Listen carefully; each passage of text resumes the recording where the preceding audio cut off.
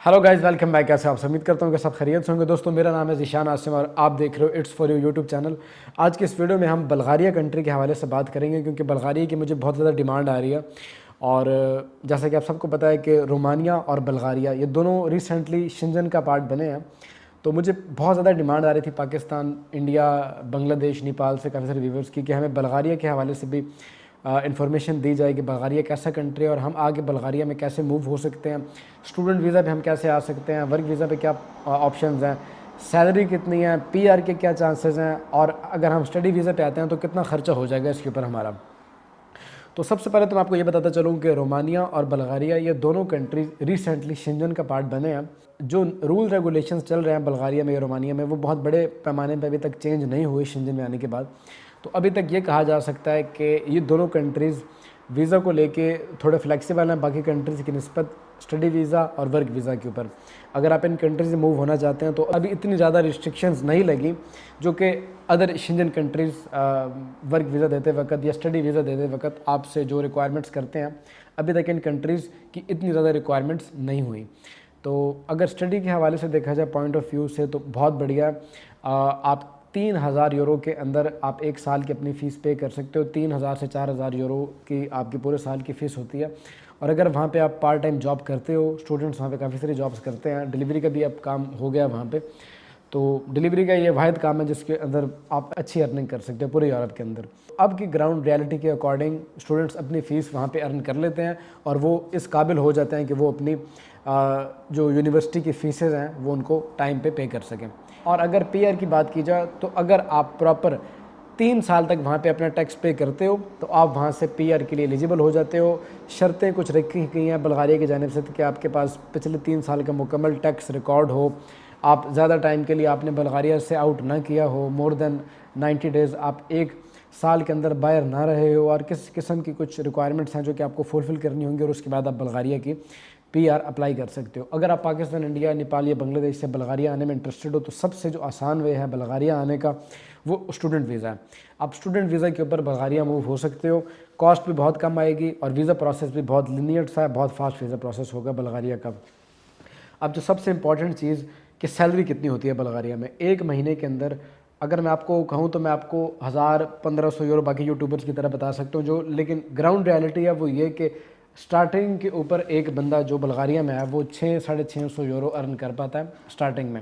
उसके बाद जैसे जैसे आपका एक्सपीरियंस होगा, लैंग्वेज प्रोफिशिएंसी आपकी जब इम्प्रूव होगी तो फिर आपके लिए ज़्यादा अच्छे ऑप्शंस हैं कि आप अच्छी जॉब वहाँ पे तलाश कर पाओ और आप अच्छी अर्निंग करो वहाँ पे।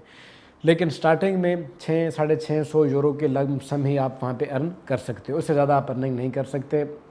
जो लोग पार्ट टाइम जॉब्स करते हैं, ओवर काम करते हैं, वो 800-850 यूरो तक भी चले जाते हैं।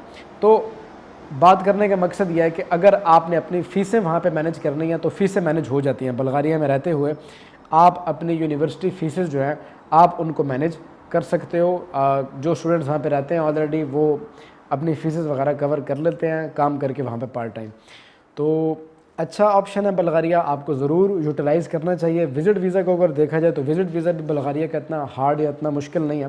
रिक्वायरमेंट्स मैं आपको बता देता हूँ स्टूडेंट वीज़ा की, और उसके बाद रिक्वायरमेंट्स बताऊँगा आपको विज़िट वीज़ा की, और उसके बाद आपको वर्क वीज़ा के हवाले से बताता हूँ कि वर्क वीज़ा आप कैसे अप्लाई कर सकते हो।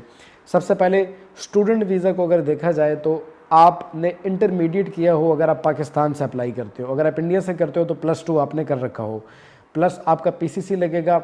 आपकी बेहतर है कि आप जिस यूनिवर्सिटी कॉलेज में पढ़ते हो वहाँ, या जहाँ से आपने इंटरमीडिएट किया या जहाँ से आपने अपनी एजुकेशन अपनी कंट्री में कंप्लीट किया, वहाँ अपनी यूनिवर्सिटी या कॉलेज के प्रोफेसर से या टीचर से आपने कुछ रेफरेंसेस लिखवाने हैं कि आप अच्छे स्टूडेंट हो और आप एक लायक काबिल स्टूडेंट हो, और आप जहाँ आगे स्टडी करने के लिए जाओगे तो वो आपको रेफ़र कर रहे हैं।